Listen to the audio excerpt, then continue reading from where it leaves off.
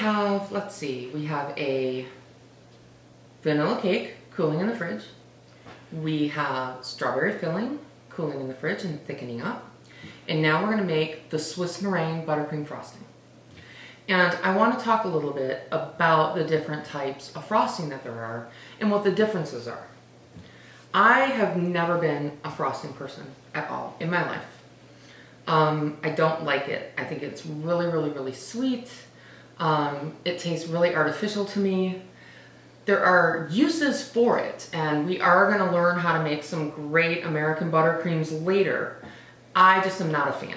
A lot of people love it. That's all they want. I made this frosting once, several years ago, and I could eat this frosting with a spoon.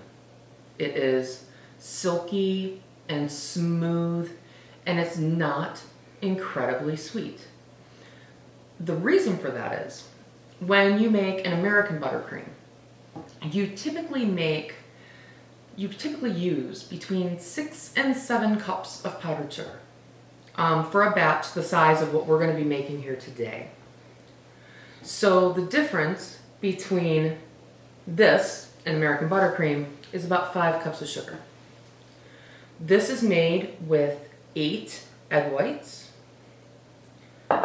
Be prepared.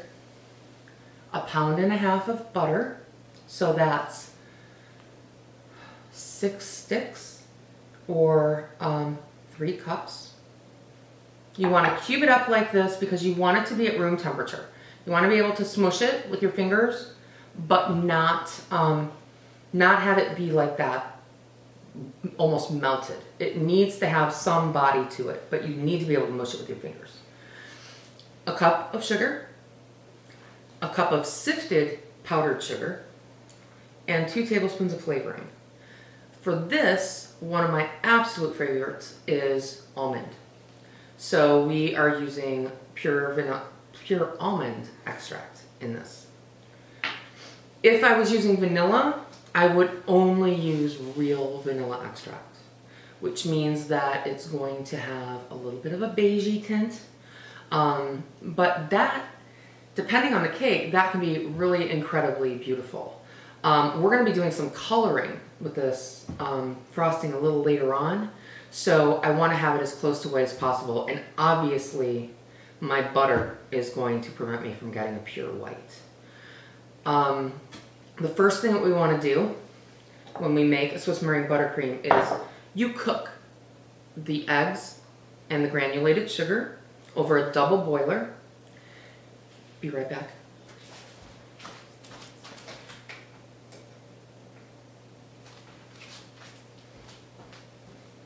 I forgot to turn my double boiler on. I hate when I do that.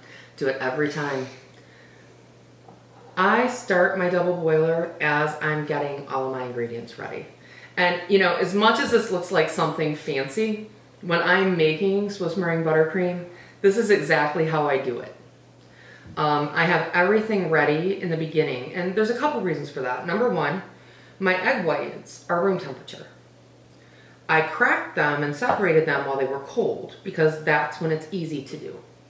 But I actually left them sit out with saran wrap over them so that nothing gets in here so that they could get to room temperature. My butter, of course, has to be at room temperature. So I do need things sitting out for a little bit so that they can come down to room temperature for me.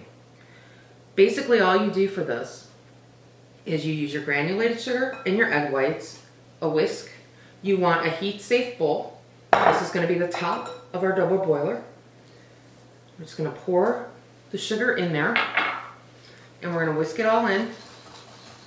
And what we're going to do is we're going to heat these egg whites until they reach about 160 degrees Fahrenheit.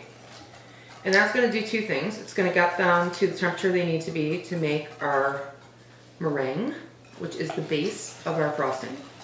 It's also going to pasteurize them so that they are safe. And it's not like eating raw eggs. So what I'm doing right now is I'm just mixing these up until my egg whites and my sugar are pretty well incorporated. And I am going to take this over to the stove, and I'm going to show you how to heat it up to make sure that it gets to the correct temperature.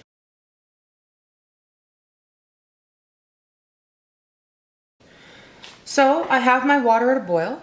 There is about 1 to 1.5 inches of water at the bottom of this pan. It is at a rolling boil. I'm going to turn it down just a little bit. I want it to stay at a simmer, but I don't want it to go crazy down there underneath my bowl.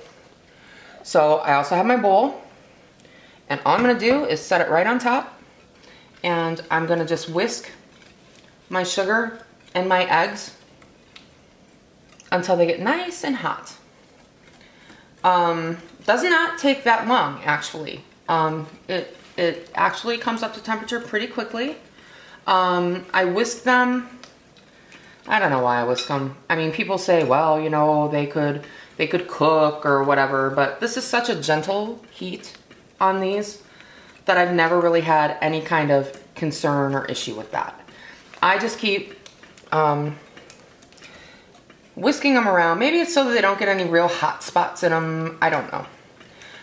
Once I look and I see that the texture seems to have changed just a little bit, I am going to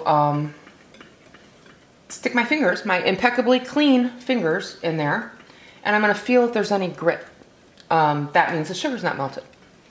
Basically what we're going for here is once the sugar is melted, we know that they're probably pretty close to being up to temperature, and we're done. Anna, can you hand me a towel from behind you, please?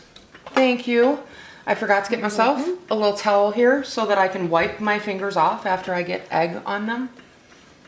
So I'm gonna tuck my finger. Oh, that's just cold. That's not even warm. I'm gonna turn my heat up a little bit. So I've got my heat up a little bit higher. We've got the boil, maybe. Yeah, the boil's a little higher now. So they should start heating up a little more quickly.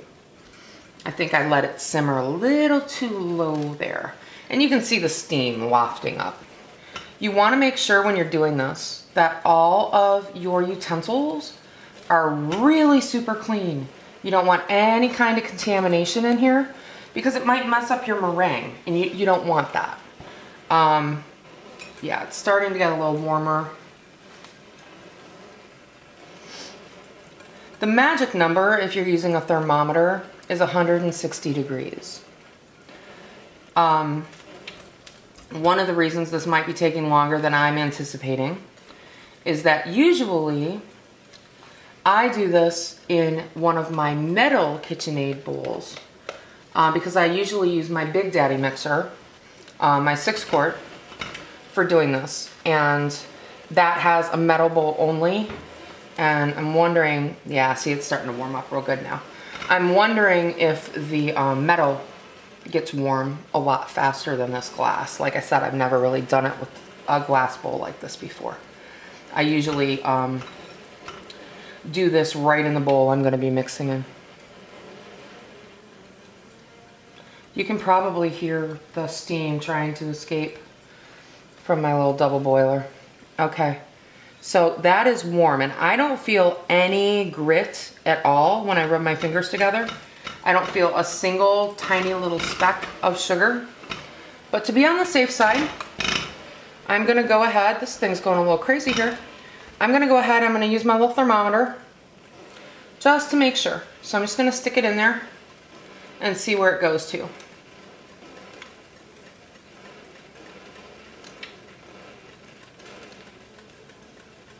And it's getting up there.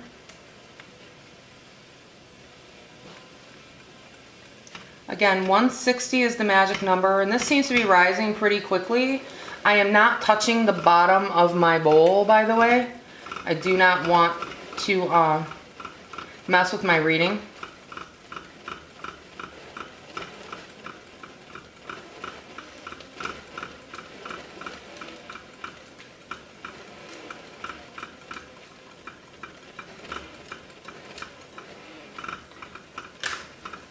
Okay, it's warm to the touch. It's not gritty at all. It's done. So what we're gonna do is we're gonna turn off, and we're going to take this and we're gonna put it in our KitchenAid and get it started.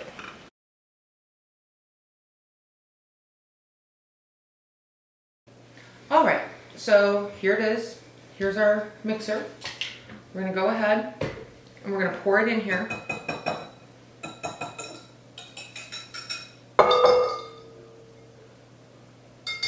And I am going to go ahead and use my spatula to pull all of it out. There's a lot of sugar and egg white in there. Geez, I'm sorry, clanking around like a lunatic. A lot of sugar and egg white in there that we want to get. So go ahead and set that to the side. For this first part, when we're making a meringue, we want to use a whisk. And what we're going to do is attach it. Bring this down and lock it. We're going to turn this on a low for a minute just to get it started. And then what we're going to do is we're going to turn it all the way up.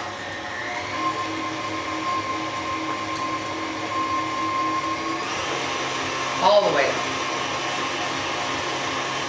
See all the steam? So what this is doing, hopefully you can hear me over it. What this is doing is it's putting all the air into the eggs and the sugar. It's cooling it down. And this, by the time it's ready, is practically going to fill this bowl. And it's going to be very white and shiny and glossy. And that's when we will start adding our other ingredients. This can take anywhere from 7 to 10 minutes. One of the best ways to check is to check to see how warm your bowl is. Your bowl shouldn't be warm at all when this is done. But also, you want a stiff peak. You want to beat this until it's at a stiff peak. And that's going to take some time. So we are going to take a little break and let this beat for a few minutes. And then we'll come back and I'll show you what it looks like and we'll finish putting it together.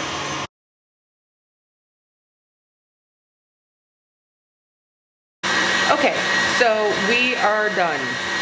The bowl is cool. We've doubled in volume at least. I'm gonna turn this off and pull the mixer out and I'll show you how thick that is. That is a very thick meringue, and that's exactly what we're looking for. So at this point, we're gonna get rid of this whisk and we're gonna move over to a paddle attachment. The paddle attachment will make sure that the icing stays very smooth and silky. It doesn't incorporate too much air, which is important if you're gonna be piping anything. You don't want a super ton of air in there. So I'm just gonna get as much of this delicious meringue goodness off of here as I can without making a ridiculous amount of noise. And we are going to switch out. That is a beast to clean up. We're gonna switch out to the paddle attachment.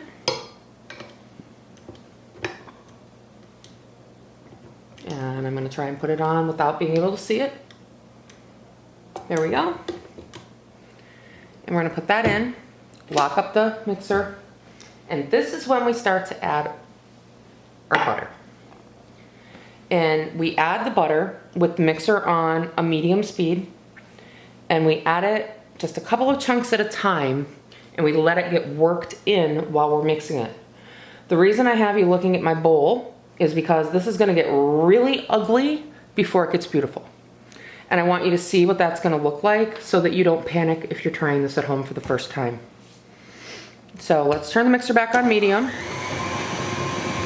and just start adding in our chunks of butter. And you just kind of want to add them at a pretty steady pace, making sure that it's got time to get them incorporated in there. This requires a lot of patience.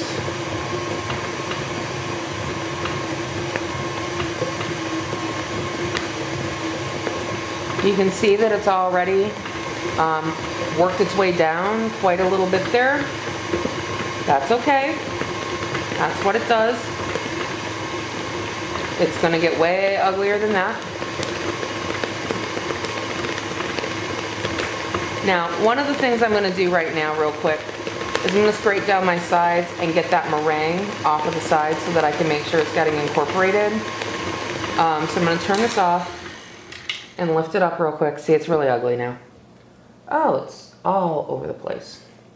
Yeah, well, this is a smaller mixer than I'm used to, friends, by just about a quart, maybe a quart and a half, but it's a little smaller than I'm used to, so I'm a little messier than I normally would be. It is, it's everywhere. Stop laughing, Anna. Quit giggling back there. All right, so, oh, look at that big piece of butter. Okay, see how it's almost soupy? Oh, it's gonna get so much uglier than that. Ah, safety first. Let's lock it down. And put it back on medium. About a 4. And just start adding that butter again.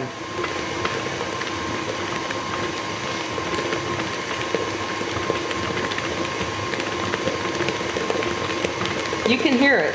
It's pretty disgusting.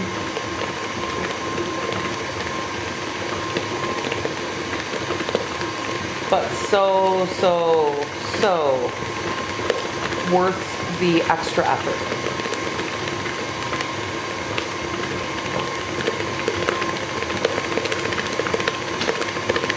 I made this icing for my niece's wedding. I think it's one of the first times that a lot of my friends and family in Michigan had ever had it. And I made it the first time for her wedding shower for cupcakes.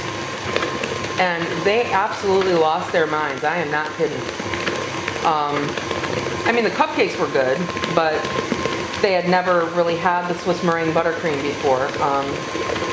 Really only American buttercream. So, okay, so if you can see in the bowl right now, it's starting to look a little grainy, and just really kind of gross, actually. But all this butter is going to start bringing that to more of a frosting consistency. And it happens as you add it. It starts to get a little crazy. The mixer starts to jump around a little bit sometimes because you're doing it so high.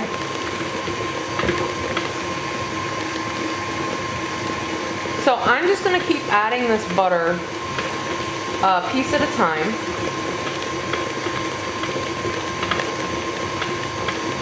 I had a small problem with my butter. It was not quite to room temperature, some of the pieces at the bottom. And if they're not, it's going to break your buttercream and it won't come together smoothly and silkily like it should. So if you can see inside my bowl here, this is actually starting to get thicker now. That's because we're just adding, we're adding this butter chunk or two at a time. It's starting to thicken up. It's starting to do kind of what it's supposed to do, what I would expect it to do.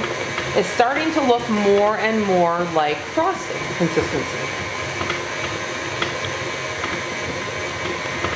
One of the big things that makes this kind of a buttercream successful is how long you let it whip and how long you let it mix. So, I'm going to turn this up just a hair. The longer you let it mix, the smoother, the thicker it gets. So we're going to go ahead, I want to wipe this down again, or scrape this down again, before I finish adding in the last of my butter. So I'm going to turn this down, pull this up.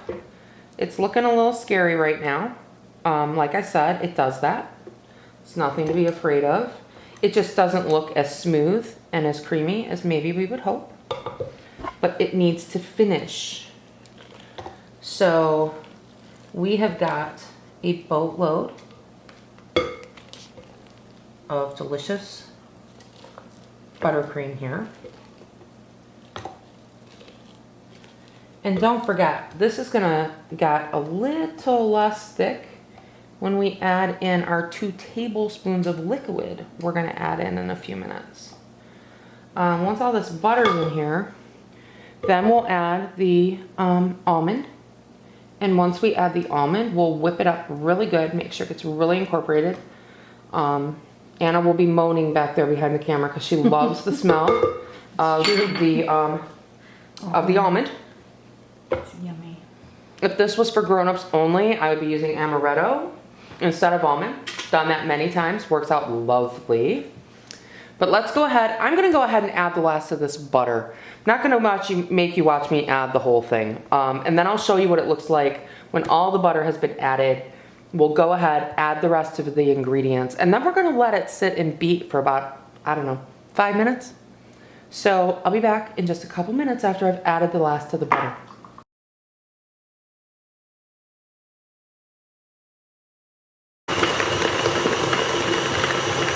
Okay, so all the butter's been added. The bowl is actually very cold now. What I'm gonna do at this point is I'm gonna go ahead, I'm gonna turn it off. I'm gonna lift it up. Of course, I'm going to pull all of the frosting off of here. I'm gonna pull it down off of the sides. I'm gonna start it up again, but I'm gonna start it on stir, and I'm gonna drizzle the almond flavor in. So down we go, onto stir. Here's my almond, and I'm just gonna slowly start drizzling that in. I'm gonna turn it up just a hair and just keep drizzling it in there. I don't want to do too much. I don't want it to spatter all over me, and it will. Now I'm gonna turn it up a little higher. Now I'm gonna turn it up even higher. And yes, the entire house smells like almond right now. It is Yummy. almost pornographic. It's so good.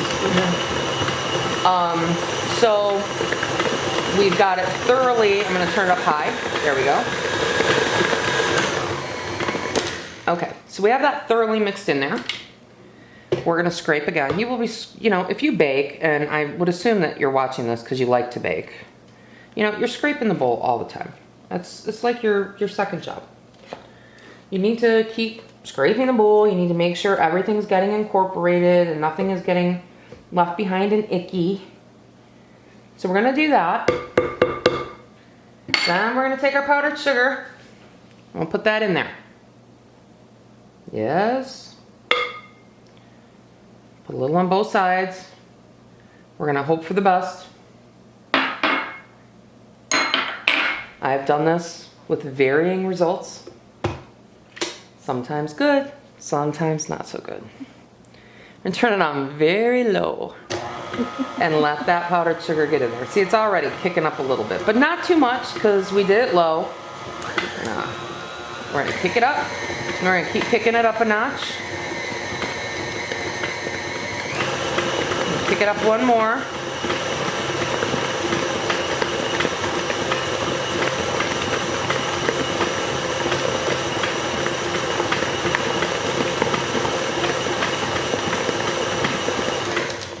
So I'm taking my last step right now. Yes, you guessed it. I'm going to scrape down the bowl for the last time, hopefully. Note that I am avoiding the area up here where I have 5,000 pounds of meringue, which probably would have made us another, I don't know, cup of frosting, who knows. I'm gonna scrape down, here we go. And then I am going to turn this back on for just a minute. Well, I'm not gonna turn it back on for just a minute. I'm gonna turn it back on for just 5 minutes. So I'm gonna start it off slow. I'm gonna whip it all the way up to high. 5 minutes. I'll be back.